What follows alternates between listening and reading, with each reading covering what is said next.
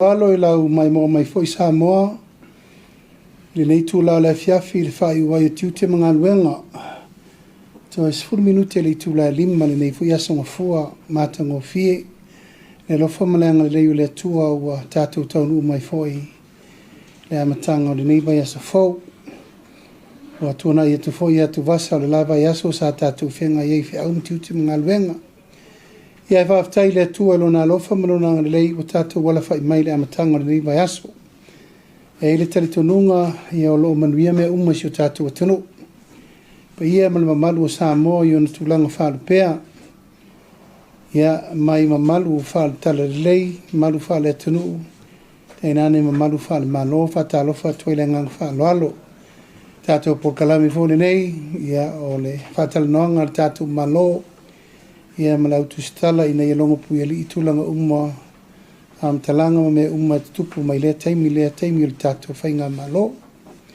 atalofa tuai le nganga lo ia Samoa nei matunu mamao ta whaifia o le larolangi o lo mo mai el tatu whataltanonga le lei ia taun whainga le nei le presa le tatu malo o le nofonga tutonu o lo toa iai whaamtalanga me uma tu atuai whaamtalanga whaamamonga whaiunga me uma le tatu malo ia o mato whaatasi fo le nei aso ma le pa ia mawalunga le tatu au Tusitala whaatalo whaatoi le ngang whaaloalo le fio mai matala mai au o tatu mafuta o nei mata upu sa whaiwina i le fontanga al kapeneta i le vai aso na te atu nei manatu e wha longo na ile pa ia malama malu mawalunga o si o tatu watano mua ua tofi aina nei le tatou lo ia na te taua vea tiute o le lo ia sili o le sa iai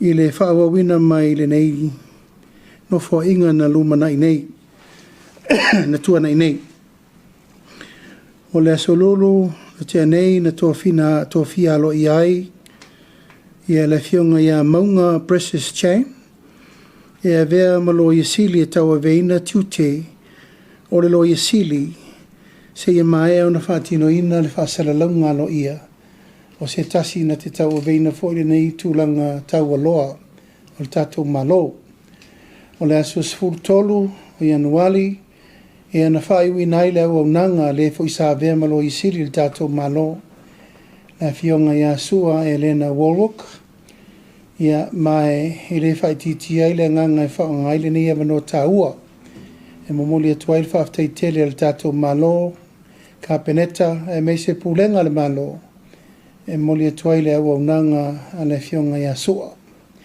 ele tu e tau fa matala ina fo ile tama fa na wole tunu iona fo i feiva lo filima ia ma me umma sa ngafa tau li mai nai le tau tuaina ale tato ofisa o le lo ia sili al tato malo i nei tau sanga tele.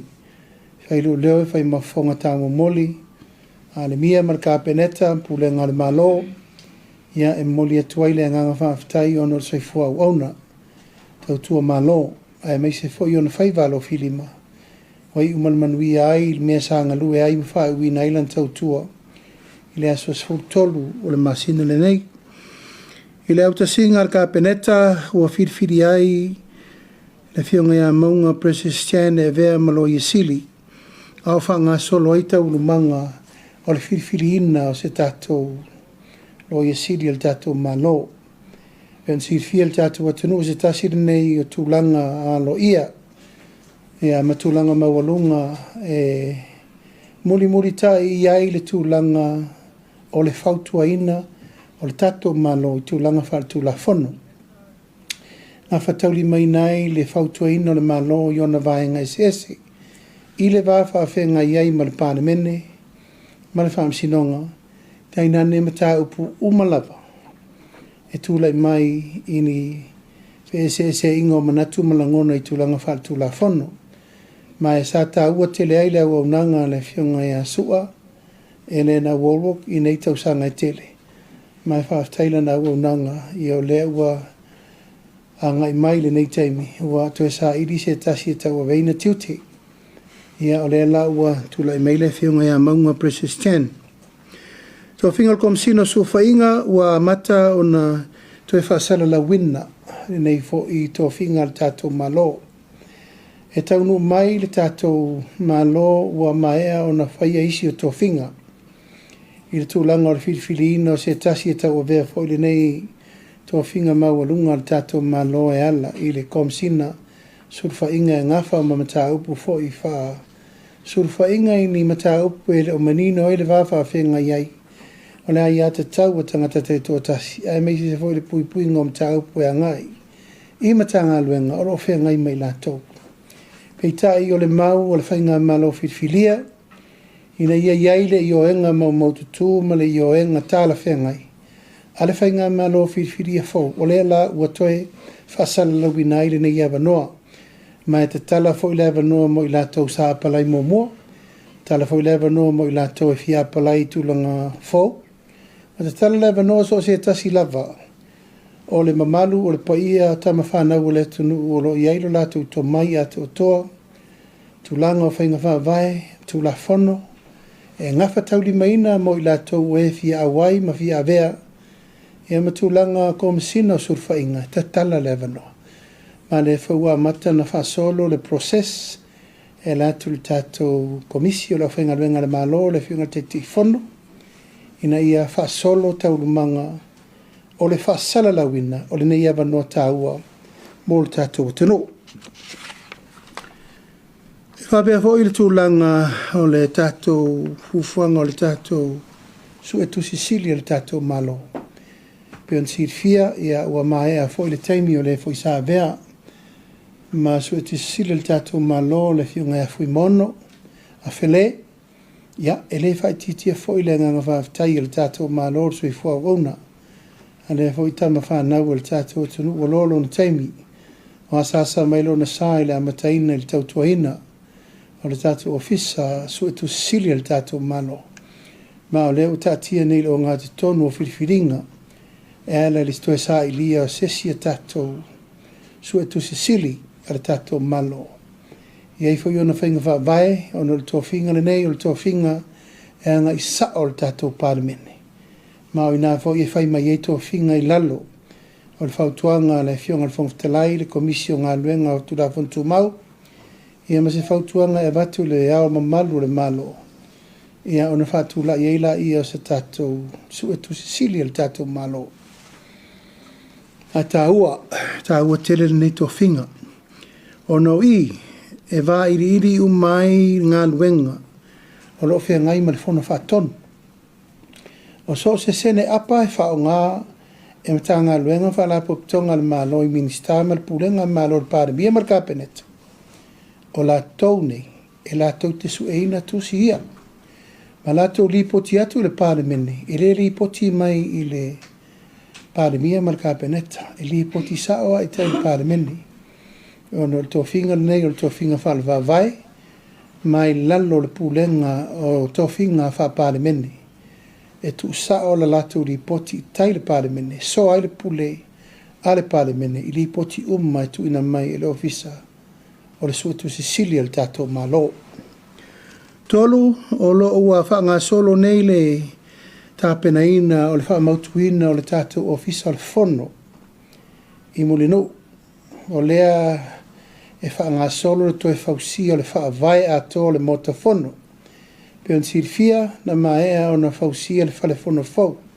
Pei tai o na wha vai ua mai tauina e te tau na whaise ngā luenga. Lea la u whaile ngā luenga a toa.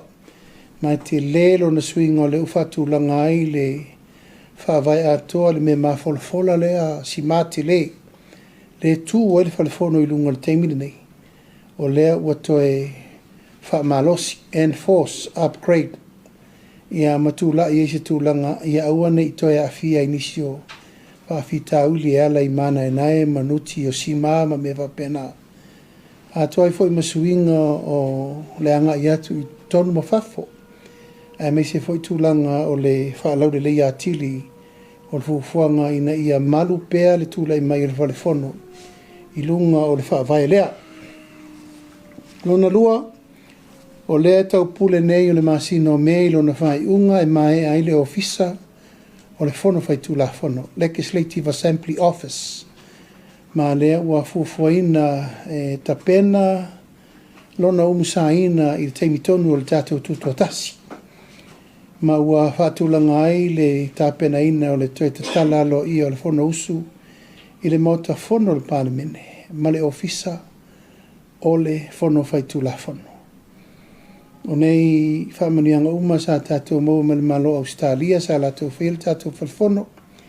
E me se fo inisi o paanga na toe ala lofa ma le toe fausingo le tatou ofisa. Ona ua maea o na fausia le falfono ai le iwhaia le leile ofisa e tua i ele mauta. Tauna whai po tu fono le leile no whanga e fio i le whailo tusi le fono mono no ofisa. Po tu fono, library, archive, me umawa pena e tauna mautua maupopo le lai whape umsa nei i le whai ungo mea ngafua i le tatou tutotasi. Muli muli i au le ofisa o le ua whatupe lava i le tatou atunu. Peon sirfia nei tau sanga e tele a o le taimi o tatou malo longo le fono. Ia, ona tau anga ila i o le paiema le malu o li imta mai te i whai pule whai le ti tono whale e. E le i mautu se whale le lei e anga i ai le taumawhanga tipo o le lobby e tua i ai a li imta mai te i whai pule. O leo mai ana pasi al kabineta, whaatupe lava i tatou tupe whale o leo, lua tesi ma le valu miliona. E toi fausi ai le whale sa motele, toi whaatua i lava le whale o uma na whaingoina le lua whatasanga kalapu, lobby, mo whai pule o le tatou palemene. Ma o nei tau whainga uma le ofisa le fono, lobby whai pule, ia ma le whaavai o le tatou motofono. O le a wha moe e umusa whaatasi uma le taimi wha manatu e le tatou tutotasi. Lona wha ua amataina nei le stala o paiemal mamalu Samoa uma i Samoa nei matunu mamao. E latou te fia teu whaafenga luenga latou tupe le tatou valele. O le vai aso le nei wa tatala alo i ai le tatou utos pasir kapeneta le vai aso le te atu nei. E whaanga i oi lo le tūlanga i le paia mal mamalu o Samoa. E fia teu whaafenga luenga ma fia vea oe. E te shareholder le tatou valele. E lua tatou valele le tapena e amata il tatou whamoe moe. Ai ono wa tele le mamalu o le atunu o lo ngasoro mai. O le lau te whasisila lo i atu ai, Samoa atoa, Samoa nei matunu mamao, o le ua tatala le avanoa. E fio mai ai, e whaamau whailonga ina lo swafa, nu umana la whanga malau tupe. Pe lava ona whaatala ulatu tatou malo, lima se lau tala e amata, ai pule o ele alulunga. Ea, ona whaatulanga i leo le awala o lo tau mawhai le tatou registration online. Ina ia mawhai po whea lava le tu o le lalolangi o lo e iai. Le stala, malafo mai lau tupe le teo ngā tupe, mawha maua i loa, lau iu nite ua e teo whawhenga luenga i, e leila leifo lima se lau tāla, o le tātou te amatai. O le wha moe le nei Samoa ma lau tāpo i mai, ia tātou lima whaatasi uma, el tātou company valele. Peon siri fia, talu main tātou tūtua tasi. E le o longa lava o na tūla i le tātou company va lele i le mea e te tau o na iai. Na e sila le lei le Vasa Pasifika, pe o fiti le nu me le tasi le latou tau whainga. Aisea o lo mautu whainga whaavae, le lei tū la fono, li mataitaina i le awala e te tau, o na whaatūla iai investment whapenei. E le te tau o na whaatino whaaporkiki, e tau whaapine ma whaanga ioi whaapisinisi. O le lau tapa aire po ia malma malu o Samoa uma. O ai e fia whai sea le tatou vale le tatala le avanoa. Ma o le wha moe fwoi nei, ona o le atina e au ngā mo tatou uma. E le ngata i Samoa nei, a le pa ia malma malu o Samoa lo lalampa pa au ia tunu mamao. O loutou sao lea ia manu vau. E le ngata i na whao ngā ai le awala, a whaingo fia i loutou malanga mai. Awa e le upulea, wa ia lau sea le tātou vale, o lono winga. Ua e pule ina le tātou vaalele ini vaenga wa iei o shea i to tonu. O le tūlanga lea veai oe ia mawhai sa whanga ia po o le shareholder i tonu le tātou vaalele. O te whiwhi lava e whailo atu. Te tala lea vanoa Samoa uma i nei atu no mamao po whele tafo le larolangi la tātou tue tere noa atili ai le whamamla maina ma le awala i le vai aso le nei o la tu watu wai e le utos o te manatu e tauno mai le utos e whamamla mai le tunu le awala a le ua pa sia cabinet le awala whaatino e lor whamoe moe le tāpena ai a tātou company va lele ia wal whamoe moe mo le whemalanga inga i le ea. Lima ia tātou te langona whatasi i le nganga panonoa. Ia ono le tu ua i o le malo i le fionga ia Honorable Laaulialemalietoa Manu Rinko Presau. O le fo isa vea ma Minister Kabineta i le nofo inga na mai nei. Tulanga masani le tātou malo o le momodi o le nganga whaftai. I ona tue sauninga malona tue teimi. E momodi ai le whaalo muli o le tātou malo. E ala e le ngate le seleni mo lona sa. E whapena foi na ole o le whata lona pusa. Ia matulanga o le awe le tanga vai le malo. E whai ma whaalo longa, ma whaalo longia. O lana fo iso i fua o ona mo le tātou atano. E vea le nei tū la, ma tue le wha mai senga le whaletua ma le no fo alo. Ia me se foi le tū malo sa whatalua. Ia ono le sa auto whiri mai fo i nei tau sanga eri ma vai atu. A wale tau tua ino si o tātou atano. Talo e au tau ola o whangota, nei po ise si o tātou atu whamaunga. Ia e el taltununga, ia ua whamanawa i le tua, aluenga le fo ia auna hawa upu whai o malo. O le me murimuli, ia o le aso lulu le sa malanga atua i tutuila mamanua. Ona o le Laaulia whaapitoa mai le fionga i le Kovana City o Amerika Samoa, Lieutenant Kovana Marwhainga Malo, Presidente del Senate, me se fong vetelai tutuila mamanua, mātou te o atu ona le ausia fo e tutuila mamanua. Se tasi o whainga fau, whaapopo i a lato whainga o iei a wal wha le atili o lato sota inga penga ta whailangi, internet and connectivity mōl wha le atili o le lato wha moe moe. Ia, ma le nei wha moe moe le se wha moe moe le titi. Ua awai mai le se tasi fo company lau i lola lau langi le Kuko International. Sa matu Feiloaiga ma le Vice President o le Kuko le lau langi. Ma sa whai eif so ta inga i le tā ua tele o le afia i fo i o tātou i nei. O lau saini alo iar whea ngai ngā tutuila mamanua ma le Kuko. Au wha moe moe se vai tau ia whepuali mati. Le anga i mai fo i mo tātou i nei wha mautu ina. O le wha moe moe e tausi mai e toso mai se si ala paipa fau. Mo le Kuko connectivity mo tātou i Samoa nei. Ia, o lo tele lava whesota inga wāwāla lata whapea. Ma le talitonunga.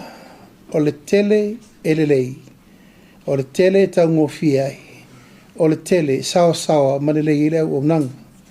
Ma le mafu anga le nana mafu ai o na mātou tu wa ai tutuila. A toa ai manisi o whesota inga wāwāla lata. I le wāla company o lo o lato wa aia whesota inga i tutuila mamanua. E ma le tātou whaalapo pitonga o so ta inga i Samoa nei. A mātou malanga ai ma le fionga a ngasiata. Minister o mtanga luenga ma le ripursili a Ayoropo. Ma le wha moe moe. Ia whausia ni a iainga, marilienga, ma ni mea mau maututu e wha le lea tiri el tātou Communication Services mo Samoa. Siri fo inisi po lalme la ama iai le nā ala leo. A leo wa iri tatu ala leo. Mo le sila fia le atunu. O le ala leo le na tatu sauni uma iai fai na faa aluai le fitus fu 5 miliona. A le tatu malo. E le o tau aveina le tatu malo. Na fai el faa iunga le fai ngā malo utuna iatu. HRPP. E aver company lea e whata moe wha private company. Au lau lava tele tunungo, company la po poa ma me wha penei. Tau lava nei lalo le vava ainga le malo. Aisea, o ina e ma wha iai le malo, o na wha tonu wha afi tauli. Tau wha manuianga mo le tunu. O le teimina nei, o le lava tātou te mori mawina. E whai o le taunga tāo tātou so ta inga connectivity. Ai le o tūlanga le lei mai lava, i le mea whape ai. Ua opo Samoa le 4G ma le 5G le aru teimina nei. O lo o mai tauina pea. Le tele o le whaafi tauli. O nei le o sopo loa Samoa le tūlanga. E ngā whatauli mai nai le tūlanga lea. Mai a tonu le toe toso mai o nisi o wae whaasala lau fau le tunu. Ia, o tire whai atu le Kuko.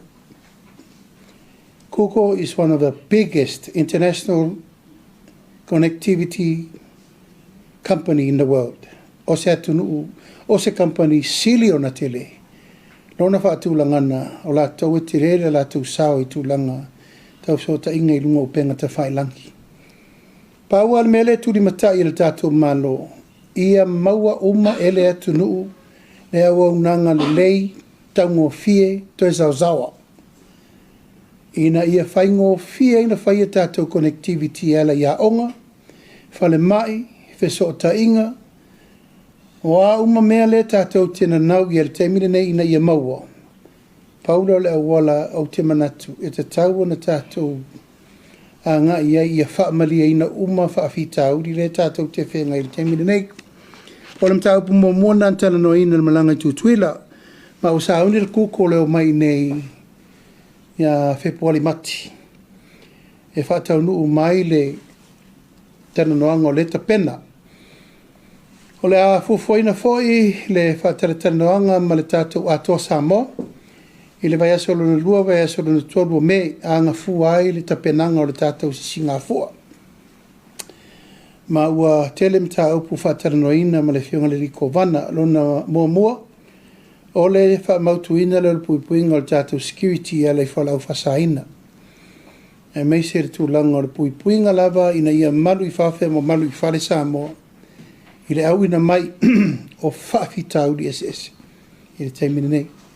Au le toi ngā tia le tūlanga o lo iai le te le whawhitau. Pea ua tō vai Samoa nei.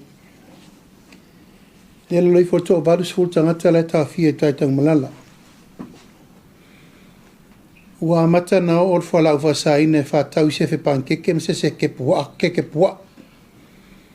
Mele walu te minei. U whatau mai tono o whala loa. O mana u whatonu ina lim tanga luenga o leo. Tanga luenga o le. Laisene pisinisi tapuni uma whala loa nei. Se i laisene. E le te tau na lato whaia nei a mionga whape nei. E watu lai sene whatau ai o loa mo le manuia o lato pisinisi ma mea. A ua lato whatau ai ma o loa e le tala whenga i masoli al tūla whono.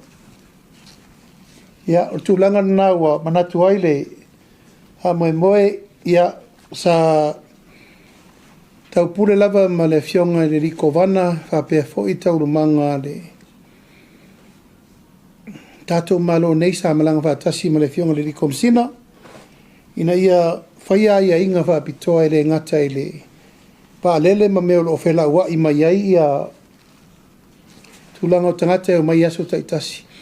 Ia le tātou a stofias whaleile lea e anga iai le tūlanga o le tātou waa le alu tu tuila. Sa whatara no ina fo i le tūlanga o tātou pe mita. E lava ua tala au lape sa masani na whawhainta i poti leo leo, i poti whanamai, e ale tātou taisifuru aso fo i lea. Ia ma olo iai le whamoe ia e whaatala tu lava tātou taunu urmele o le free visa. Pea maa li ei tuila, a au ia usa uni mele asa o loto sa mona lua. Awal meta o te pui fo i langa i le tutusa umatangata. E watu fo i lea vanoa ia a mata na abuse, take advantage a isi. O le so sa ma Feiloaiga fia ia ma le Feiloaiga tusi au o le tātou forum. e foi sa vea ma perestene o malo na ru e na o whaapitoa mai ma te Feiloaiga ia ono le whiwhiria fo le tātou whainga malo fau. Tera noa whaasoa im tāpu uma e manui ai le Vasa Pasifika. Ma e langona le nganga whaanga i tia le whaavau ina mailo na teimi ia. E saua i Feiloaiga ma sa Feiloaiga whiwhia i le asole nei. Whaatino iai le tū mau o le lango Samoa i mata upu uma e le lei le Vasa Pasifika mo na taita. Tasi lava le whaafitingo a leanga i a maua le file mo ngā lue whaatasi ma maua le tūlanga o le wheo o ea. Tei uma le Pasifika ma le manu lau tila na Samoa tātou o le atunu na moa malai e le tūto tasi o atunu uma le Pasifika. Mai tau fwena la mua Samoa i le tūlanga o le whaamautuina o sootanga wawala lata nei i atunu uma le Pasifika. Mai o le sa whataunu ua ina il fono na ina ilo ofisa.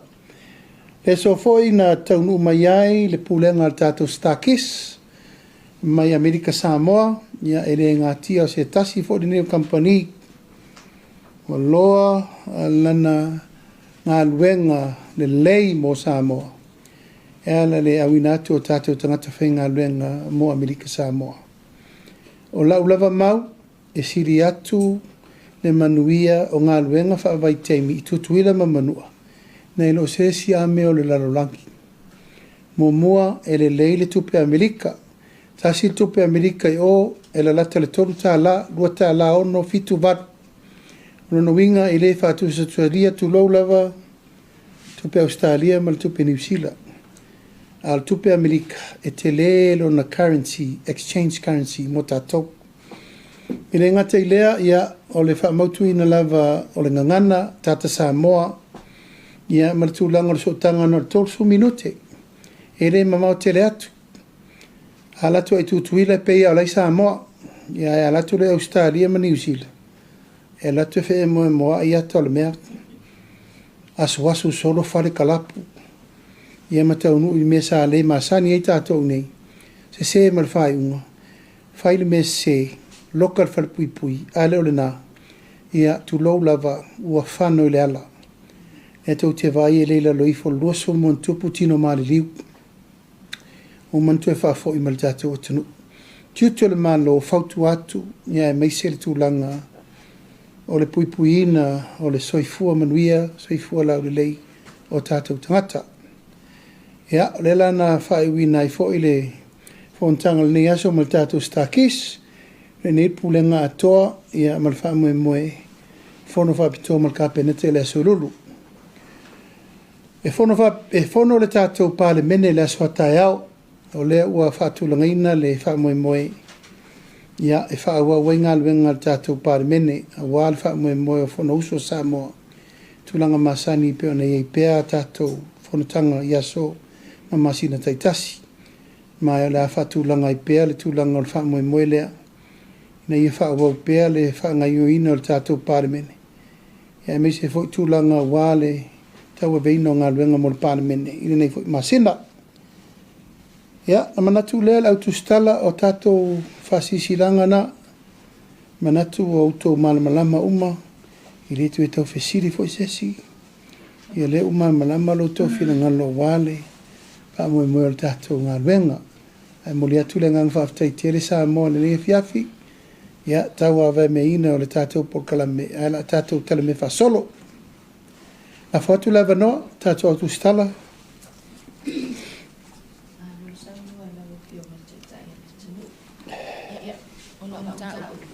Ile i au fia i lau sau noa ngai le nei i tū la ai o te ilo la mta upu wha mole lau fionga. O le tai au ana le la sa whono ai le tu malo whasale le angai lua. O le ua mautu vo ila ia le whai unga le ale tu malo atoa sa mato au ai atu ai. E le mana na au ila fionga ia mangele se katifia o i e a vea matai whono o le ofisa o whono whaavai o le tu malo la o fionga. Ia o le unga la le ua taatia ia le finanga lo le tu malo o le ua manatu le a savalia mai lau Afioga. Ia e momoli mai fo'i ia le whaaiunga wa au tasi ia i le tu malo. O le fesili la lau Afioga i le taitai o le atunu. O le asau sila ia i le mata upu le a whaasale le anga wha molmol. Leu te loa uma o na sau no manino ia i lau Afioga i le vai aso o mawai. Ia e pe wa ala o na toe fesilingia o na o le asa whaile fono le tu malo i le tai au ana lila wha molmol. Aftai, o le mea siri ma le tāua. O le la whapea mai mate whiloa. O le mea mānei ele nā. Manatu na ona whela ua i au tala. Ai le isi te mea fio mai le pai o le tu malo. E wha malama atu fo le pito le malo. Le tu malo lea. Tasi le tu malo e ese le malo si o le ngalu o porkiki. Na ia fia i tonu. Mai e le lai titiri mea le fia o le o lo fifili atu le malo. Taula na fia mai la to umai. Fea tu fo isi tu o lalo le malo. Fa malama atu ngalunga lea e le o manino le teimine nei. Awa tato vaina le social media matua inga le alu. Te le ia le mele o malama mai le tu malo. I le vaai, tilo, tangai, ma le mea o loa ngai, i le wha moe o le vasili. Po au fia umali tu malo na tau pule pe nau iwa. Wai le nau iwa le tupu le whavelave ia mangele. Ai le ia leo mai si wha le po feo ta oto mai i le fina ngalu. E peo na whai atu. E le whai tu au. Pe whai ele malo se whai unga le anga i se tu malo. O le lava na watu leva noa e wha atu langa i la tau. O e fia au wai i le tāpenanga. Borfi firina o te fono. Ai ua lava lau saunonga te whape mai o leo mai le tu malo manea. Mai se matu whale. A mai mamangele ma mai la tau na whai au masusu engo tua inga ia. E la vea ai le o le firfili atu le malo. Ma le mafuanga fo i wale tu e firfili einis. Ona ele i apalai le la tau sui fai pole. E manino ama malama tūlanga lea. Le fau te vai atu lava i upenga ta whainangi. O la hoi fii nau mai sa palai. Ale manei lea. O le a mai la tau na whaiele interview. Ma mai la tau maulanga o le kiri vātu. O le wha maunga na mai ele. Leo panels. Ai manei le na tatou ngonai i. O le la fio mai pai o la ingsalvalasi. Wa pe whapito o ngawha ia iwa le mtau. E no mai la ia. Paula vale o le mea o te mana aturi matai. Aua, nei wha apolo kikia, le wha iungo na taupu nei. Te lo lava o le tele ngalu le alu, o le lava e lo umai lava sui o le chapipi, ma sui o le fast. Aua uma na whairwhainga wha vai le vanga wha whai. O le sui, o le vanga wha whai le fast, e teita ia le bloketi. E tau foi lana longu sa ia le pule mamaruari, in whai pule, whainga wha vai e wa watu. Ya. Tati aila ia I mole nei teimi se I afio mai pa i le tu malo. E no mai le matu wha le pa mamalama. Malo whaftai lau Afioga I le whamanino ngā fo'i o le mta upu a le tu malo. O le sia o fesili whamolmole lau Afioga I le ali Palemia. O le tofinga lea o le loia sili. O le ua pe wangi ngana mua tu lava ona break atu el newspaper al Samoa Observer. Le voi lau whamaunia mai lau Afioga I nei tula. Ona tula I mai eila ia o ni fesili walangalanga ai ia finangalo el mamalo le atunu. Ona ele oto e namalaina. O le Afioga ia maunga. O se tasile o lo ia sa tu malosi. Mo mata upu tau le whamasinonga al vaenga whaupwhai al whatuatua I le atua Samoa watasi. Le ua tofia vea ma loia sili. O le fasili la o tula I mai lau Afioga. Ia, po o le a se pe whapewhea o na ensua I lau Afioga. O le atu to atasi ia whai unga whai el tamaita I ua tofia vea ma loia sili. Ia ai leo lo o manino lava mai le o toi nātia foi. Ia lona awai lea I le tulanga lea I le finawina. O mta upo al vaenga wha upu whaia o le itofia wha monmoli. O le tofia ina o le loia sili. E me se lau teimi o ule teita i alam ta ngā luenga ma le vaenga tonu reo le eiti. O le tangata e sili o na ave il fatu tuanga le vaenga whawhai. A whai e te fatu tuaina se tangata o le na tu ma lo o le vaenga whawhai i ana whautuanga whaal tu la fon. O le tangata le nai piki. O lona tiute ma le tau a venga, o lona tu toa tasi ma mea, o mea nā tau ia te ia ma le whautuanga sao e tau na mai. Mai o tūlanga whaapea, e re me whai ina e nofo ma piki mai se tangata e te le lopo oai. E te tauna e mauti noa le lei, o le tangata le la mai, e malu ele malo. Mai e lo fo i e sao umana whautuanga e whai mai e te oi. Ma le tangata ua lava i e lo whatutuanga. Ma le ala nā lo whiwhili o maunga. E rese maftanga ana nafi. O le tama whanau fo ele atunu ua lola na tautua le malo. Sa iei fo i tūlanga o le AG mōmua. Sa iei le NPO mōmua. Ia e te tele fo i mena te tupu le nā teimi de māfua. Ia o na vāl fo ngā va. Nā rulolo ia whailana ofisa na o ia. I le vai le malo ma le tangata sa tua i ele whai ngā malo. I teimi o whaafita uri ma le whina wino malo. Ia nawa sa no. E re whaila no unofo e maisi tangata o te masar saro iei. Wa foi le lau lo le tangata le sao, whamaoni, mauti nola na whautuanga le la mai. Sa manui elva ngā whaufai. O leo se e ma le malo. O lona winga, e le aisa na whautuanga se e mai le malo. O lo ulea tari tonunga, e la vala ai ui eita ulu manga o mea uma, whamoe moene na o le tangata e whaatua tuaina, e le whainga malo. Sei whamanui ai lau Afioga le Alii Palemia. Whaaftaile atua wa taliu mai whanua lau, whainga malanga mai tutuila. Ai o le fesili mo lau Afioga, le awa momoli atu le whaipule o vaisingano lua e tauwa mo le whainga palo talaititi. Ai le ialoa ia le whaalea o ngā ina o lona no fua il Palemene. Lau Afioga was fulu tau sanga o avea oe ma whafonga whetalai. E mawhai ona whaamanino mai le proses o le avaenga. Whaamanimole lau Afioga. Ia, nā sao tau si le fia o le aso tō na ina mamoli alo i atu ai. E Afioga motu pua Henry. I le vaenga whai. Whātuatua i le tuasa mautasi. Ia, mai e le se fufuanga na whatua tupu nei. Mau malol pālota, anga i mai sui tuto tasi e tō lua. Mai singano no mela lua. Mal sui si umu. Na mana na olo e o mai loe e join le bang whawhai. Sa au tā fia, au na ilo na mafu anga se i seto le leile malo. Mai ia iei le teimi sa o le lei whatulanga i tūlanga ia. Ia iei ngol tūla whono tū mau. A whai o le te tūtua tasi, a we mana o lo e sui lau pati, o lo ava noa tūla whono tū mau. Iei o na au lape. O lea e whaatali merifono umorol tato press conference, ia no walore le whaatali merifono le. Arvanga whai whatula inta upu le te fsili ai. Ala wa ia na malama vere I whainga pong sa ele. E le Afioga le li whai pule lana whai unga.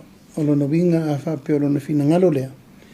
Te loa e ilana whaamba vaenga e whaitai au. Nā wanoa ile o lona na fōa le tūlanga lo ia. Mai o lo whaatali nei a mai anil tato whono tala noangala nei tato press conference. Ia nei loa wiri I lela I unta upule mo tai au le Afioga le whongtalai. A lewa mai ana whaatino lona whina ngalo. O le whina ngalo le tu malo. E saulo I nei. I le whaaste whaatulanga I rona tō whinga. Ia ma avea lo matangata sui alo ia. E le toi umain mele o le sau wha I rungo lau papa o whepunga iei. O I, e mautino ai le tangata ua sangatonu rona whina ngalo. E re ma ngalo pesua lua pe ti e rungo lau pa. And don't go where the tree falls. Confirm loa, whatau nu loa. Le lau whatau nu e sui vaisingano lua. mai o te loa e whaila na whai unga i le aso ata e fua por kalame ale fionga le whangatalai. Whaftai lau fionga, lona lua ofisini. I le tūlanga o le telo mata upu i le aisa.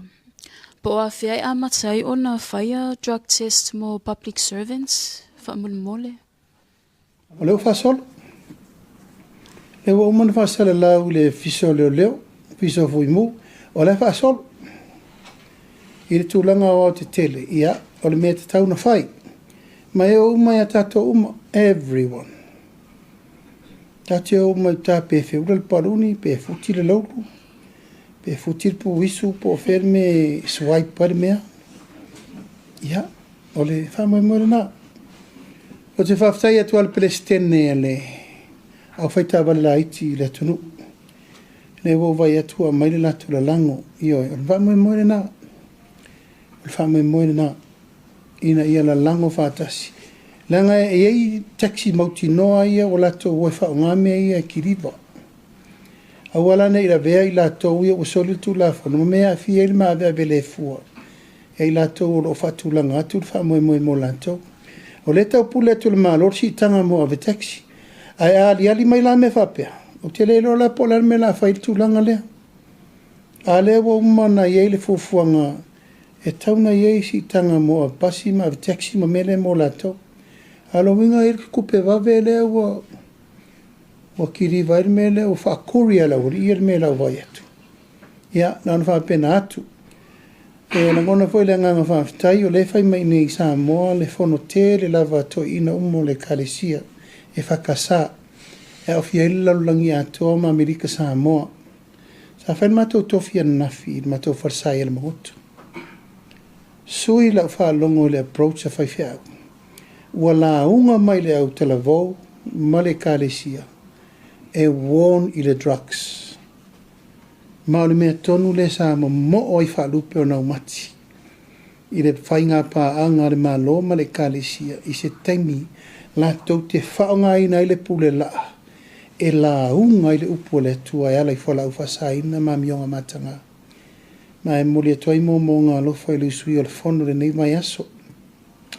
E ngā iei tama umo le kalesia to ina Amerika Samoa, Samoa nei, matunu mau ma Australia ma New Zealand. O le anganga le o le tatou malo. O wa fo e ururu mata fo lau, le upu fola e ala i fola au fasaina.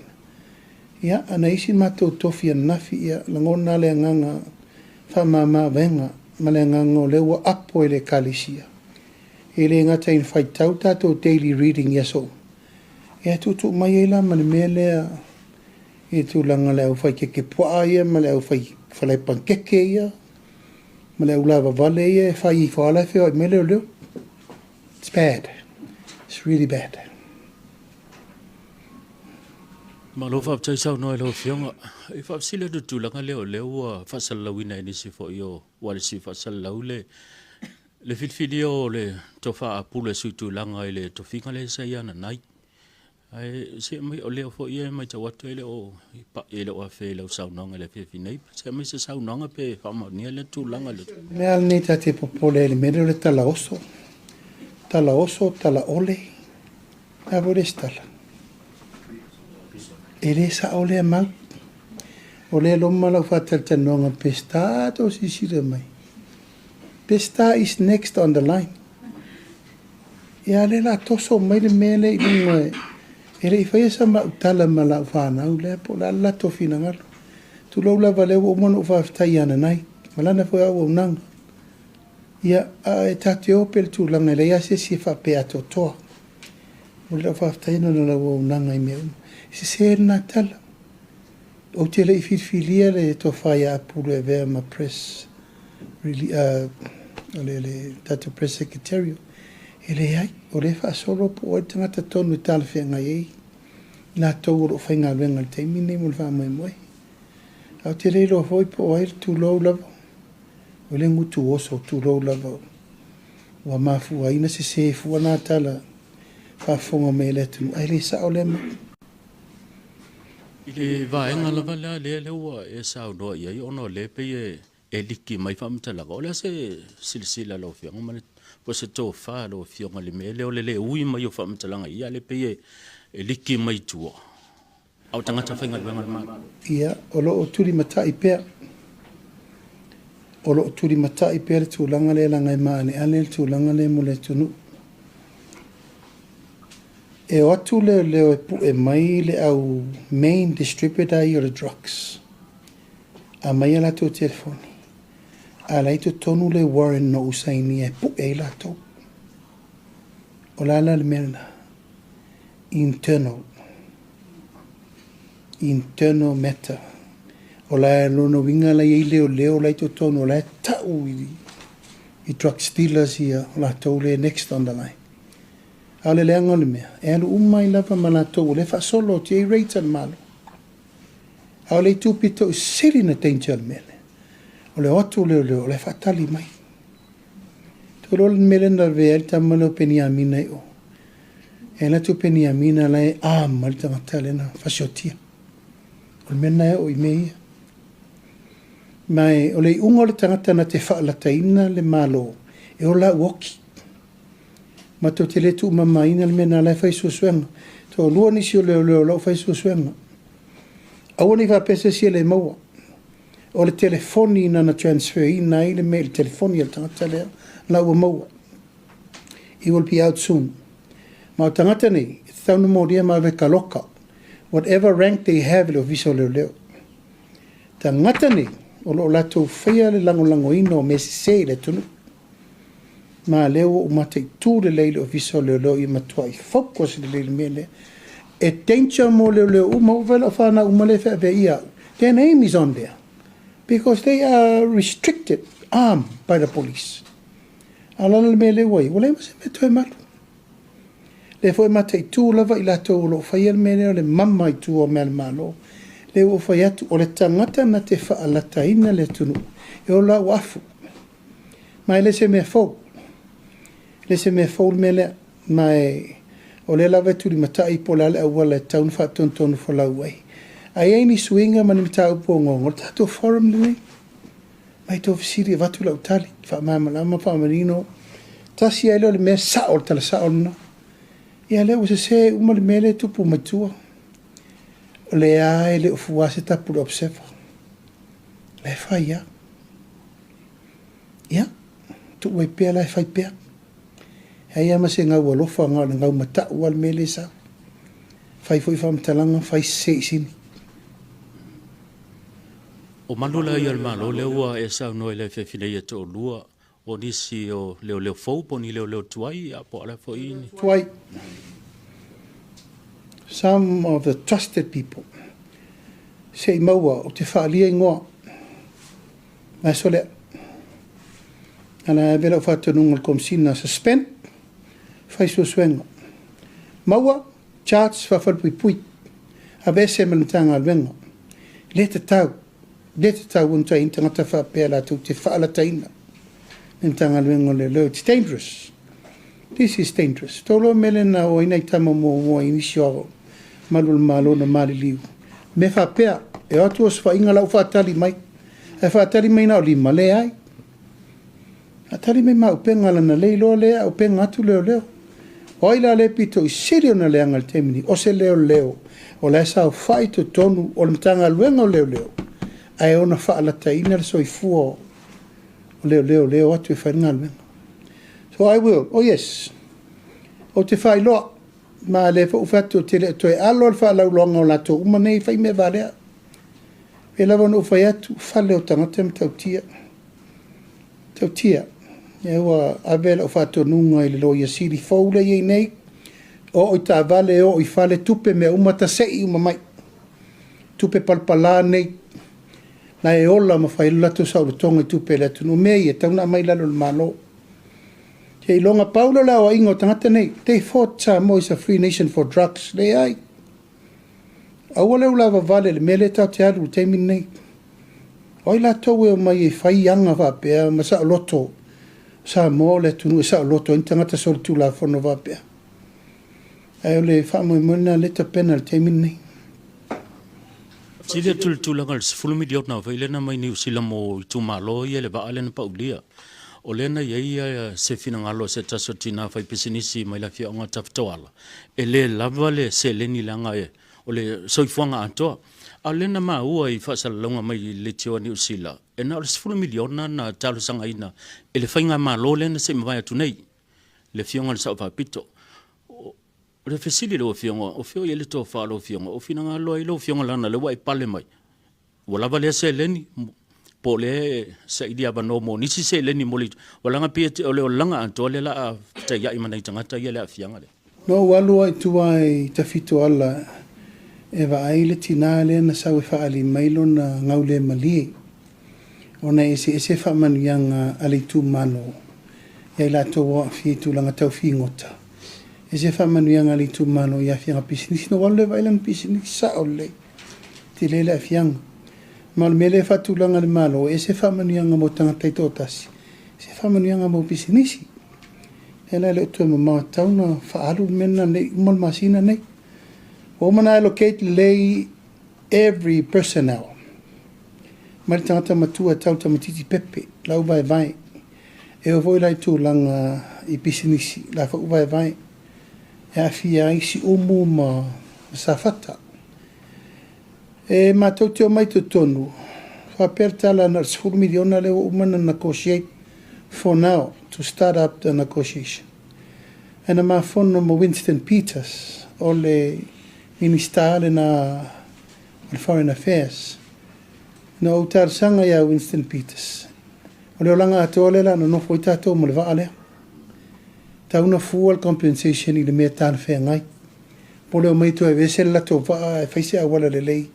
A wani te le isa fianga mole si sio manga e le fa solo is fatale no e isto pe muri mai he assure me this is just the beginning of 4 miliona le ai o mai fainga malo to tono wo mona fa unha fono ina le fainga malo le fianga sa va bit na le 2 miliona e ave mo sa fata ma to mai lo sui fa unha ave uma le se 4 miliona mo le tu malo sa fata ma si umu ta tiam tanga luenga le malo se to saule stupe pe su miliona le muri mai ona fatu langa le pui nga luenga la va I morsisio manga ai mo temine nei fa mua tangata I le mana onga la ia I le temine nei that is our priority mai fa mo le umma le masina le nei o anuali ele distributing al tupi mun muli lo fionga o la tamai se te me mo se kom sina mtanga luenga malo ai pe fia vo ini solo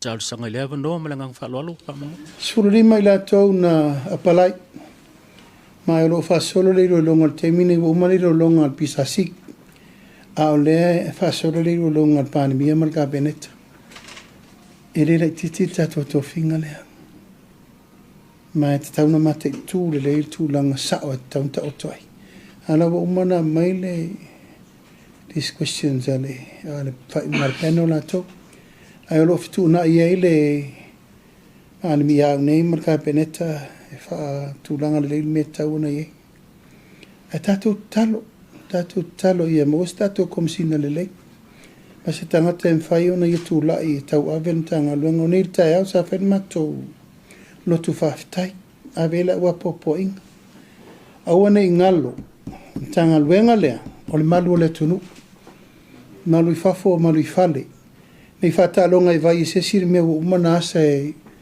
ele mau kom sina mo uma amatanga amata mar kom sina leo palangi saulo lo kom sina Samoa ya Alfonso Philip saulo to fala vetu una salio kom sina Samoa ya sau ya ngalu ya sani shusta sau ya ngalu vao sau ya timani sau ya asi play clock sau ya fo ya lo nese sau ya fo tayo alo yo ya longo le na lo tuni eleta ta ona fata malas kom sina piki temini ale to vai fesa ele aisa nei sa ta una fais furu do su ta sanga terwa ela ta to watu ne to fo me to anno le me ale to vai se fe pankeke. That's how rooted the mele. Fakau fakasiki ke pua maisa. Faisa, mina tu, leisa ngaluenga na faia. Ne ai se o e vai po lar fai unga tauna fai. Ai se au whaataringa toli. Ai ai nisi o susuenga na mai o awhia, nisi o malo o mai. Ine e tau mua alo la ufai unga man mele ufa solo. A mai umai lunga se tato vava ilanga o i le e le lei e fai ngā whai unga lo fiufi. A le no mai tau ina, sifur tau sanga te alwaino o mai li poti. Ono no winga le ise mea isi minista mua sailo fisa o leo na whai al mele. Na ona pepese u malo si le isa alala to mena whai. Wāti reina poroka aisa ala tunu. E le lau tato vai e, o ai le la mua. Sau o lesi o quarantine. O ai la mua, sau isi o tiute, sau isi o fea. Leo, mau atu isi si tūlanga tofi o leo, ula isa uma. Trucks. O le lo loto na me leo tato voi. E la tautonga fiti e tu nei. E tato ono sai pea. Somebody has to sacrifice and start all over again. Le foi mai tau atu le whaleia. I se vai. O leo wa whangota i stangata i o mai tau nei. E le to e tau mua alo le malo. Whale o loa o mai ana fie kiria se uma. E watu foi le avanoa le malo e whai e ati na e ma mea uma. A leo mai tau atu. O ia la le. A o ia mai ita mai tia onga. O ia mai ele atunu. A se vai le mele e whaini. Le ti o te pasi mai si tae o e tangata o si siva o whale kongu whai airu mainga. Ia, o le mela le. O pei o le tano ava. Wa umatate o tano ava sa o eto ine whaitala ma upo le tano ava. A leo kango ava i eisa. E le to e tau mua alo le mano. Whaftai mo lewa noa. Whaftai o lewa maa ua tol te leo vaenga sa fifasili e lewa maa e ona e talima e sa noa ia. Tasi alala ta fesili wha mo le le kuku. Vaenga le sa tau wanga e tutuwila whaftai o le mai tau watu o le amalanga mai nei. Ai o le tulanga le tato submarine cable. O ia se wha mo le malo e toi au mai ia le submarine cable li lalo le malo. Wa ele ngatanga le malo e o lava i customers o lo complain i le service o lo au mai e company nei e luolo o whatinoa ia le whamoni. Moli mau o tau. Moli mau o tau o al tato internet. O le ale coverage le Samoa. Moli mau o tau. Ele e whatu e na o se tala. Witness o tau. E ale tau o le mele. Ele uman whatau le teita e uma. Ta uma le 4G mo le 5G. Is that real? O nei le so na o whatonu ina ilmin staff so ta inga. Na talo le fono whabitoa o mai shareholder ia. O UTOS, o le nupi wha, e a ma life insurance na Samoa. O la tauna le wha pe le shareholder i. E a ma le Vodafone, e a ma le Digicel. Se mai se tara no po fere ta atier kei po lea. Talo o na wha vael mene nei lua fesu valbua fesu iwa. O te le iwa ai wha atasi wha asui o le Palemia i se talo se tupe. O le tato kei po lea. A whape foi la le mai o na whape o private companies. E tauna mai lalo nupi wha po lalo le life insurance po lalo le UTOS. Le la wa mea la stofi vaso ne fa mato fono vapto. O le fai ungol mele nei, toi fa foi mar kei po le lalo le malo. Se ser fa upunga, se ser fa utautanga na fai ei. O le fai mai e leise malo si angol le malo. The government has no capacity for experience to run a cable. Ala mena fai ei. A mena fa alwe le malo, o fitu su 5 miliona e ti velo per i cable per fa pele i lo al malo fai. Ale wa umana avele pule tangata tu lau lava. E ia ala wali ile au service provider.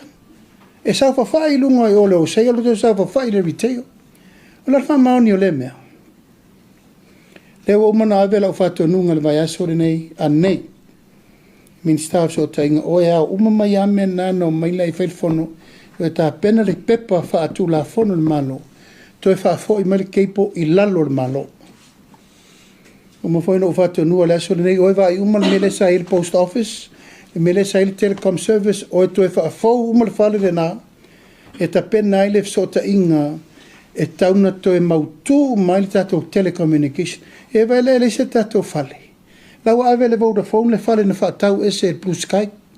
A watu o tato sa ke liti a watu o ima ese tu man malo.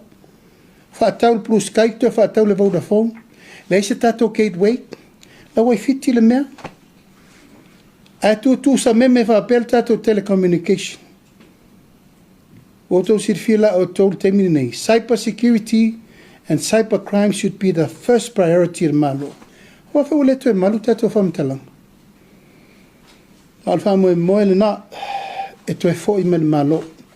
E wale mele le tato digital TV, to low level. Tau fo into e mai lalo le malo. Fua mai meia o a seta le malo. E control le malo le tau tala whea ngai ma le lei mo tangata. E le la walu temine o tau a fōtinga TV1 le peingo to meo titisa. I le titito TV. Tau mata mo o tau. Ona, tūlanga, bisinisi, private. E a mai al tātou wa. E a whai al tātou wa whetau stau siai. E whapela a tau ti tai tere nā rinta puni uma in the lock system. E ta tala i fōre titito. O le anganga te tauna u le malo so sani moto. Whaftai lau Fionga o lau fesili whamolmole. O le mta upu le le tōwhia o le Fionga i a fui mapu au. E avea masetasi o sui o le komisi o tangata whainga luenga al malo. Lau Fionga o le setasi leo mta upu sa tele na fete ina i foi i le o le tofinga lea o le conflict of interest. Ia e pei foi ona i le mta upu le Fionga i a tui le epa. Ia e mai se foi o lo nalo le sa tula i mai a vea ma ofisa sili o le mtanga luenga o tupe. Tau sanga ua mawai. Lau Fionga o le tofinga o fui mapu au e le tai fasilingia mai tala fea ngailo ni tofinga o no anga waa. Ai mai se foi o to mai o lea foi tamali. Ai pei o le mta upu o walanga langa. Pele ai sila lau Fionga o iaise ai a fete inai. I le Fionga i a fui mapu au. Ia e mai se foi i le Fionga i a i le sui Palemia i a toi lupe wha mole pe mwhai o na ni. Ia, e moli mau pe o tau. E ia inga te tau no tau sila i le mele tau vase mele laina le mele po fe ave i le conflict of interest. O le tō whingo fuin puao. Wana o ia o se tangata whainga luenga o komisi. It's only a member of the commission. O la iai le taitai whono o komisi. Me mo mune nā. Lona lua, o le ese senga o me i e lua, tu lau lava fo ili mea sa pisai fo i atu le epa malo nalo. Ia, o tu langa lau te tele na, o le Palemia o le tama, ai pule le tari i tupe le tunu. That is a pure conflict of interest. Mai, e ma whain wha atu langa o le tama i lona tali, o le mele, o toi rupe malon tu o fine. O lona winga la, o la whaasala i la also i fuanga o puni puao, e le mawhaina maua so nā wanoa i me wapea whatula. Al mea mi o tonu la vaia, she is only part of the commission. Tau awele ngā luenga, al whaataua ngailo la o le pule, ma le Palemia. Whai o tau le whaamsinongon mea nā. Al tūlanga la vaia, ana whapea la e sau nei whapea o funi puao lau te whono. E tau tala wheu ngailo le tūlanga lea. A pea no whatu whara tu a son. It's a bit different between brother to a sister. Ai ese fo mtanga luenga. A mtanga luenga ia le tātou te whiringel teimini. O le mtanga luenga tu pito le malo. E leini tu pelo te alpisasi. Pāua lato whai, unga o le whiriwhiri e tangata whainga luenga. E whetau i mo le whamoe moe. Ki whiringo tangata whainga luenga. Sili muli a whamuli. Sili tulu. Na le sa sili la Fionga ia ai na esa no mai se e totaliu mai America Samoa ia ona mai la ia se tali fa mon e il pasene anu pi fa mon mole la Fionga o que quere malo rol pasene o lo iai por calame fa tati al tato malo ile lave in or back to school it's come out pretty soon. Te musu e tau atu te futo o whasala lau skala se. It's not only nupi wha. It's not only nupi wha. Oro i ele meo no fufu el tato malo e tali e tua i le atunu. Whamama venga moa onga, whamama venga mo soifu malo loina, Me uma lava martau soifuanga. It's going to come out very soon. Ele na nupi fala, alusangi fo na nupi fala asasa pala ya kemiu. Pato leta pena le teimi nei el tulanga ole whamama venga mo tato malava ele ia onga.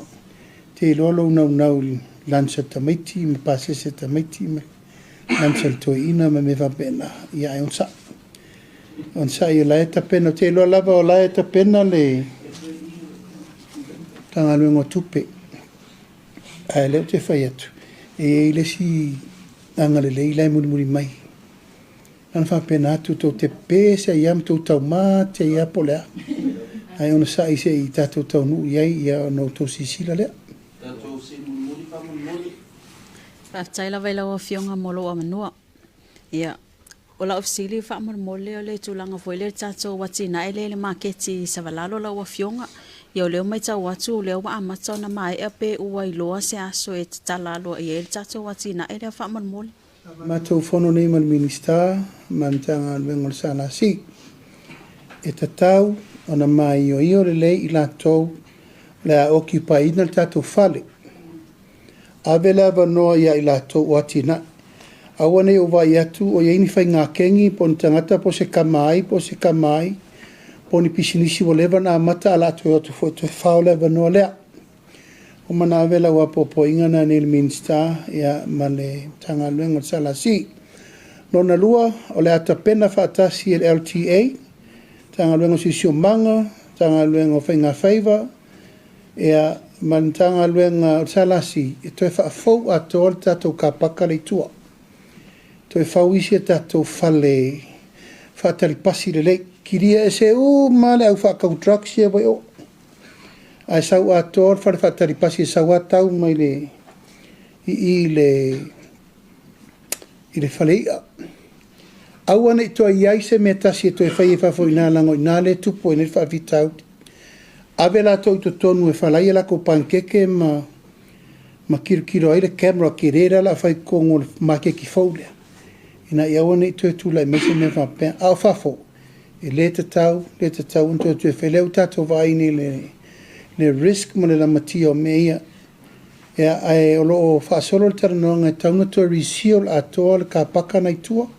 Whaatulanga me tuai pasi, whaatulanga ina ia le ngata ina matango fia tato maketi. Ai le leil tato pa stop.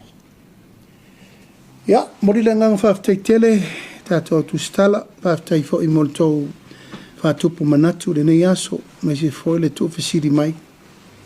Ia, o le tele lava o le fesiri o le marino foi nao tato mtaupu. Ai moli atu le whaafitai tele le tato maftanga le nei aso. Ia, Samoa malau mai mo mai, whaamalulu atu se upu la vale. Tala foi ma tau whai pea e whaamalamalama tu lango le whaamoe moe, tau whai e tu lava a le ofisa o le tato Palemia nei, e whiunga pe statu singa ma lau whenga luenga. Ia, o le whaamalamalama ina o tu lango o lo tato taranoa mwhasoai. A tau talo i le tua, las whalile a sau nei. E mai e nisi o fontanga le tātou kapeneta. Ia na toi mau atu fo i leo nisi o a tātou whamatalanga. O li atu mo ngā whai uma le whamanuianga, le fontele, tauto ina uma, ka resi e whakasa, i le raulangi atoa, i Amerika Samoa, Samoa nei matunu uma mau, i a manuia lau tō whātō whala inga. Mai mo mori atu le ngā whaaftei tele o na le langulango sua. E ala i tau whainga le tātou mano, i whaafitau li uma ma mea ua tātou tau nuu i nei taimu. O li atu i whaaftei tele, tāpo ingo mau Samoa i atunu uma mau, mai se foi Samoa nei so se tawhai fia. Tātou Feiloaiga i se taimi o mua. Ona whaasolo e leo le tātou Port Kalame. Ala nei tū la, whamanui atu mai manuia le fiafi, manuia le whono osu, al pare mene le aso a tae au. Whaasoi foia mai manuia.